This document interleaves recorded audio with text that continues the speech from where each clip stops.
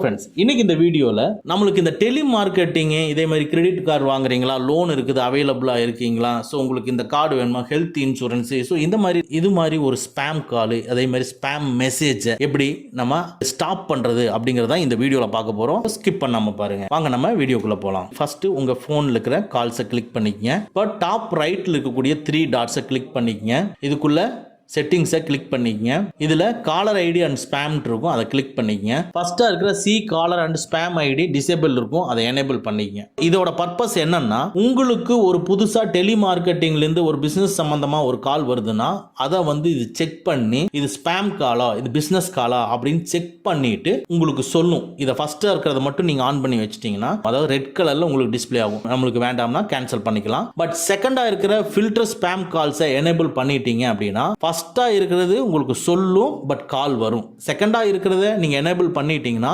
அந்த காலே உங்களுக்கு வராது. ஃபில்டர் பண்ணி அதுவே ஸ்பேம்ல கொண்டு போய் போட்டுரும். அதாவது எந்த கால்ங்கிறது எனக்கு சொல்லணும், ஆனா வரட்டும் எனக்கு கால் அப்படின்னு நினைச்சீங்கன்னா ஃபர்ஸ்ட் மட்டும் ஆன் பண்ணிக்கங்க.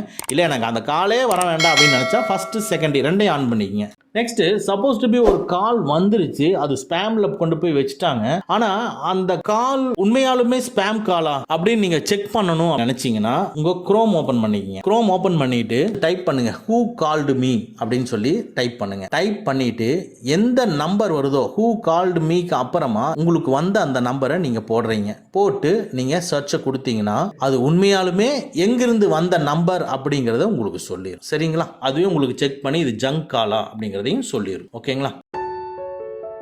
அடுத்து நம்ம மெசேஜ் வருது பாத்தீங்களா, இப்ப ஸ்கிரீன்ல டிஸ்ப்ளே ஆகிற மாதிரி இந்த மாதிரி ஒரு மெசேஜ் ஸ்பேம் மெசேஜ் நம்மளுக்கு வரக்கூடாது அப்படின்னா ஜஸ்ட் மெசேஜ் அப்ளிகேஷனை கிளிக் பண்ணிக்கங்க. இப்போ டாப் ரைட்ல இருக்கிற ப்ரொஃபைல் ஐகானை கிளிக் பண்ணிக்கங்க. இதுக்குள்ள பாருங்க மெசேஜ் செட்டிங்ஸ் இருக்கும், மெசேஜ் செட்டிங்ஸை கிளிக் பண்ணிக்கங்க. இதுக்குள்ள அப்படியே ஸ்க்ரோல் பண்ணிட்டு போனீங்கன்னா ஸ்பேம் ப்ரொடெக்ஷன் இருக்கும், அதை கிளிக் பண்ணிக்கங்க.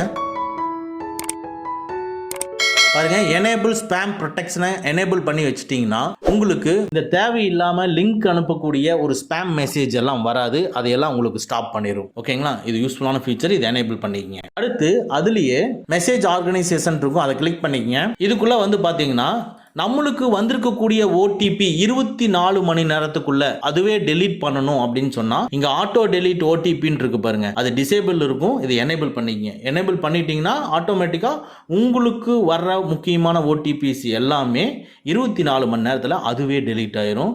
இதுவும் ஒரு யூஸ்ஃபுல்லான ஃபீச்சர், இதையும் எனேபிள் பண்ணி வச்சுக்கோங்க.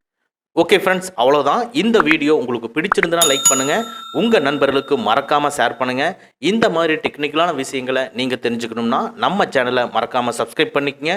கூடவே இருக்கிற பெல் ஐக்கானை ப்ரெஸ் பண்ணிக்க. நம்மளுடைய அடுத்த வீடியோ உங்களுக்கு உடனுக்குடன் தெரிய வரும். Thank you friends, thank you very much. see you again next videos.